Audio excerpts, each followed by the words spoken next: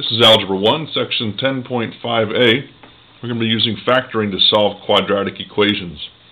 If you remember, a basic quadratic equation has the form ax squared plus bx plus c equals 0. We're going to be using that idea to talk about where a parabola crosses the x-axis. And we're going to use factoring to do that. The first idea we're going to use is the zero product property. And that says if you have two different things that are equal to 0, then either the first part or the second part equals 0. So in our first example, we're going to say either x plus 4 equals 0 or x minus 5 equals 0.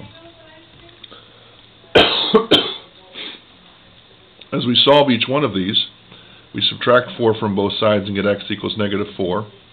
Or we add 5 to both sides and get x equals 5. Now we need to write our answer as a solution set, putting the smaller number first, so negative 4, comma 5 is our solution to the problem. In the second problem, once again we have two parentheses times itself equaling 0. So we're going to break it up into two parts, x plus 6 equals 0 and 2x minus 3 equals 0. We're going to solve each one of these and try to get the x isolated, so we subtract 6 from both sides on the first one and get x equals negative 6. On the second one, we're going to add 3 to both sides. That leaves us with 2x equals 3. And then to finally solve it, we divide both sides by 2, so x equals 3 halves.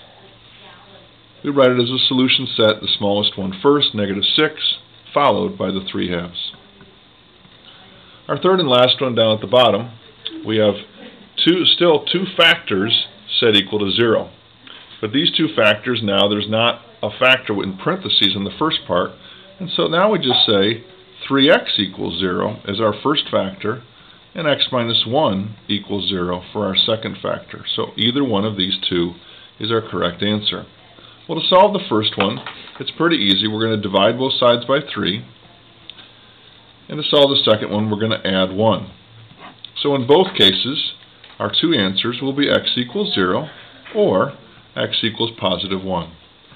Written as a solution set once again, 0, comma 1. That means either one of these two numbers, when you plug it back in, will work for the problem. This concludes the first half of this lesson.